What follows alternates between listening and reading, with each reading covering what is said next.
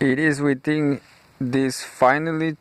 wrought constitutional structure which so artfully blurs the distinction between the Union and its constituent members, at precisely the time it seems to be formalizing it most exactly that the vigorously assimilationist policies of the AFPFL are pursued. This tradition of Burmanization, or of what some minority groups more bluntly call AFPFL imperialism, traces back to the very beginnings of the nationalist movement in the Buddhist student clubs at the turn of the century, and by the 30s the Takins were calling for an independent nation in which Burmese would be the national language, Burman dress would be the national custom, and the classical role of the predominantly Burman Buddhist monkhood as teacher, guide, and counselor to the secular government would be restored. Since independence and the ascension of the pietistic Takin to the premiership, the government has moved strenuously to bring about these ends. The noticeable relation of the assimilative pressure during the year and a half of military rule being followed by an even more intense assertion of such pressure following U Nu's landslide re-election, or a Buddhism as a state religion platform in 1960.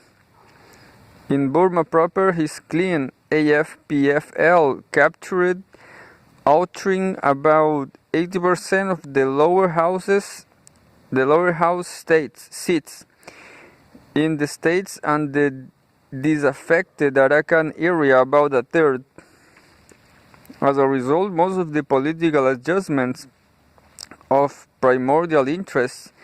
in Burma have tended to be cast informally in juristic terms to be carried out in a rather odd and artificial vocabulary of constitutional legalism.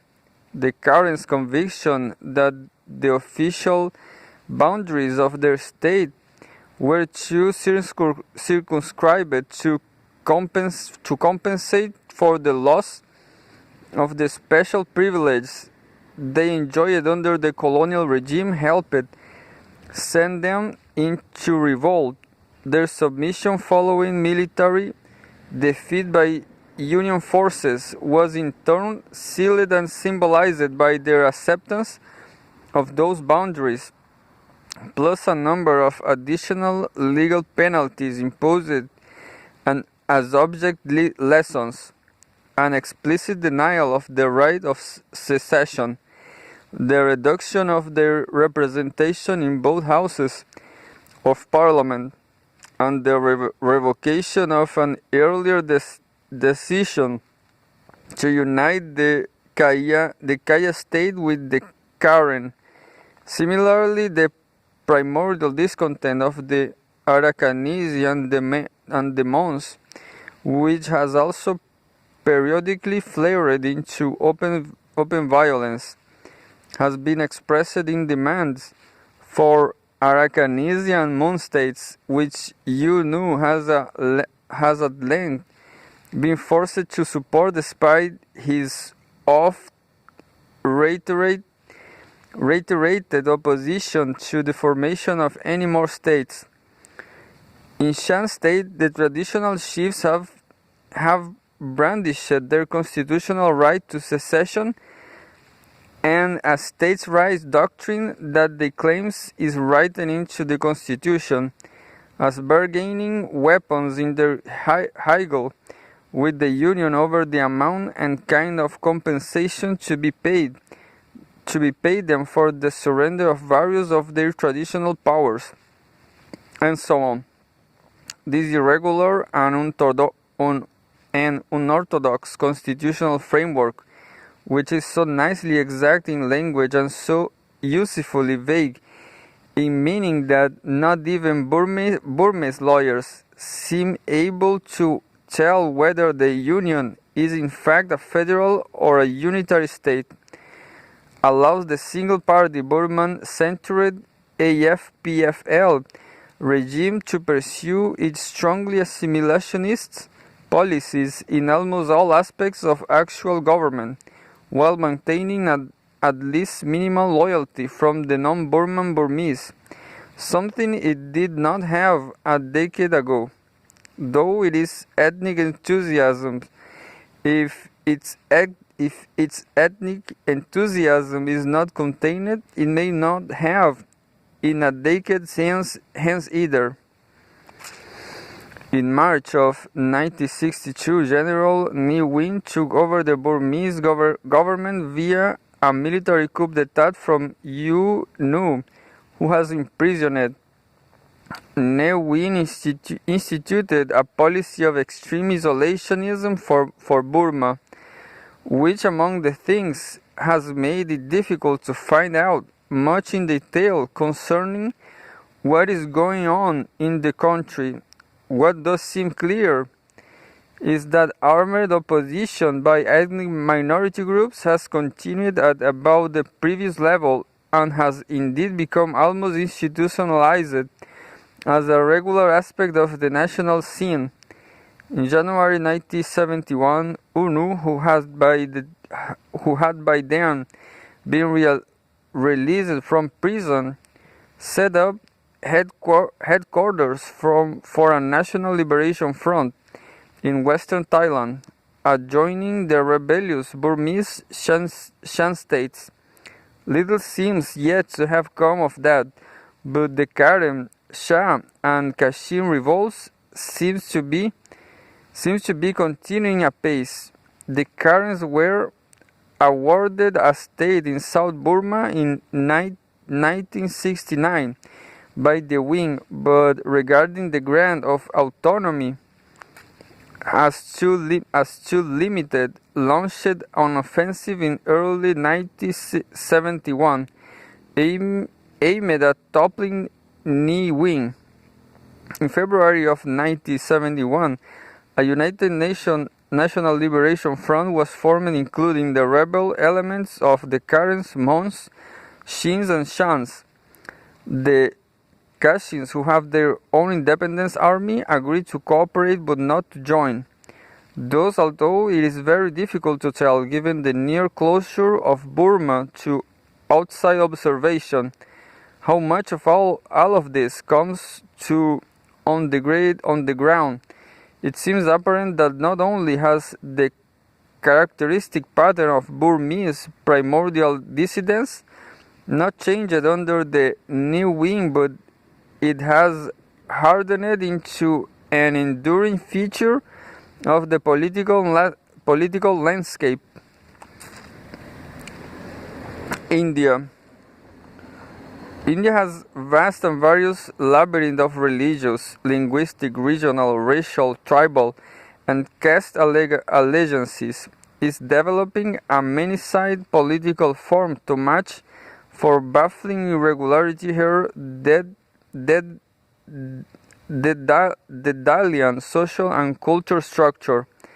Hadley in M.M. Foster's gently mocking image, at this laid out to take her seat among the nations, she is beset by virtually the entire range of primordial conflicts, complexity superimposed one upon the other. One peels off Punjabi linguism and finds Sikh religious communalism,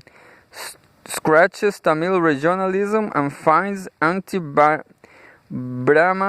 racialism, views Bengali cultural arrogance from a slightly different angle and sees greater Bengal patriotism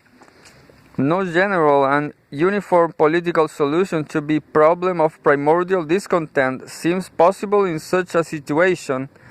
Only a loose assembly of diverse, locally adapted, ad hoc solutions related to one another only incidentally and pragmatically. The policies suitable for the tribal dissidents of the Assam Naga are not generalizable to the caste-based disaffection of peasant landlords in Andhra. The central government stance taken toward Orissa princes cannot be taken toward Gujarati industrialists. The problem of Hindu fundamentalism in Uttar Pradesh, the heartland of Indic culture, takes a rather different form in Dravidian Mysore. So far as primordial issues are concerned, Indian civil politics amount to a disconnected series of attempts to make the temporary endure. The major institutional vehicle through which these attempts are being made is, of course, the Indian National Congress, though like the Malaysian Alliance and the Burmese AFPFL, the Congress is a comprehensive national party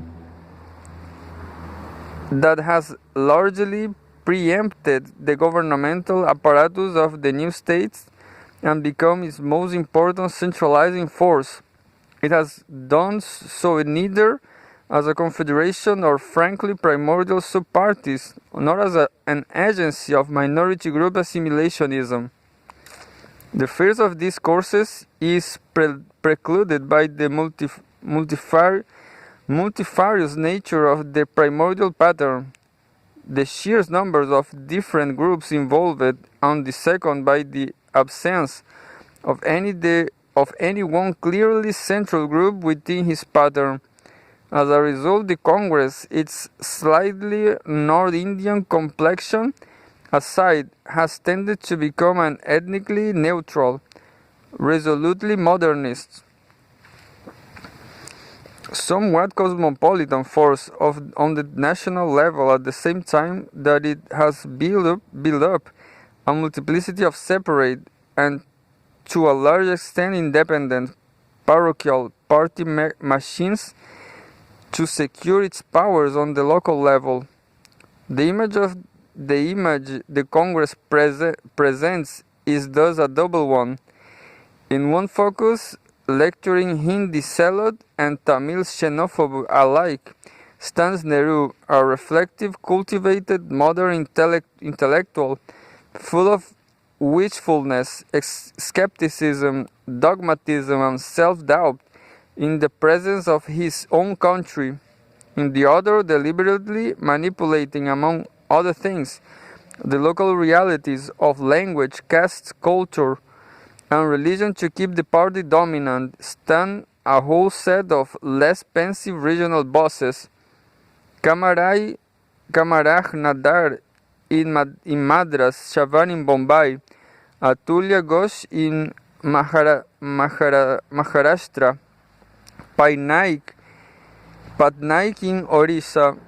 Kairon in Punjab, and Sukadia in Rajasthan. The States Reorganization Act of 1956 itself,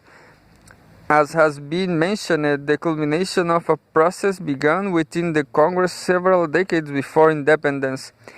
gave this pattern of civil hub and primordial realms its official institutionalization. The division of the country into linguistically demarcated dubunits is in fact part and parcel of the general approach of attempting to insulate parapolitical forces from national concerns by sequestering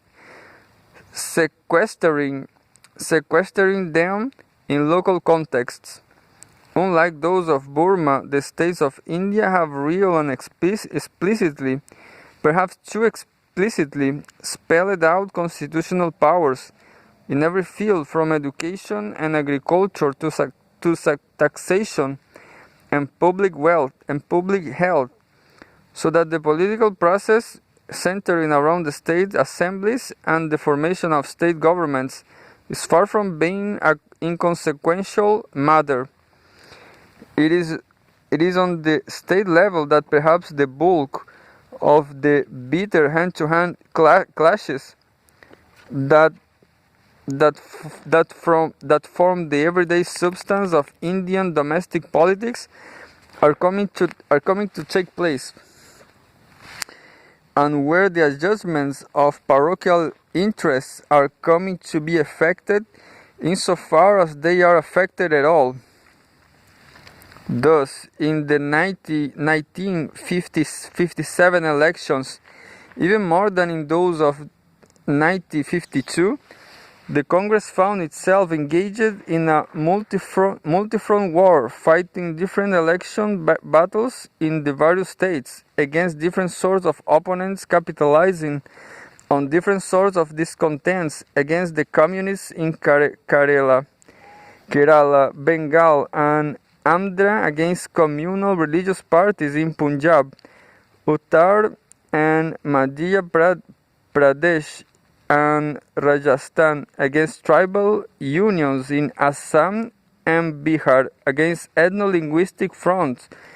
in Madras, Maharashtra and Gujarat, against feudal prince restorationist parties in Orissa, Bihar and Rajasthan, against the Praja socialists in Bombay. Not all these struggles pivoted around primordial issues, but virtually all, even those involving leftist class parties, seems to have been significantly influenced by them. In any case, as none of these opposition parties was able to spread beyond the few strongholds where the particular veins they tapped proven comparatively rich, the Congress, as the only genuinely national party, was able to maintain overwhelming control of both the central and, with a few exceptions, the state governments, even though it captured less than half the popular vote. How, out of this conglomerate hodgepodge of courthouse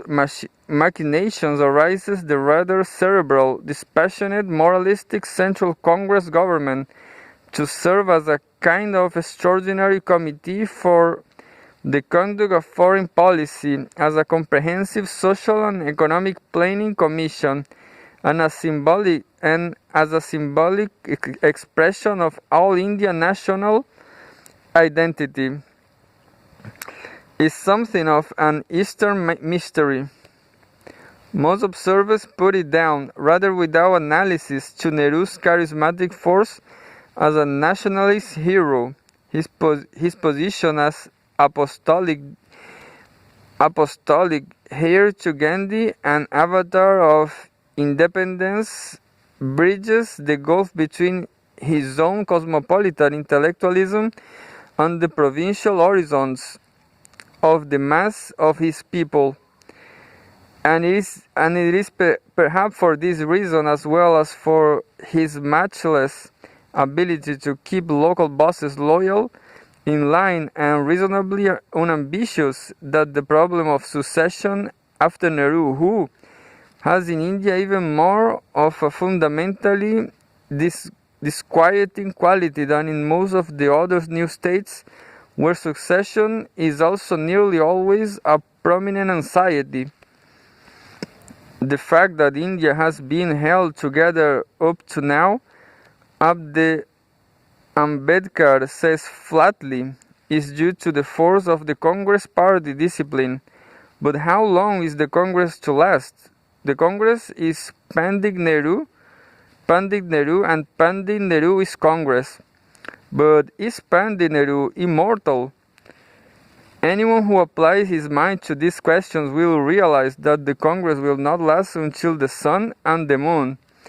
If the Burmese integrative problem is to restrain primordial enthusiasm at the center, the Indian seems to be to restrain it at the periphery.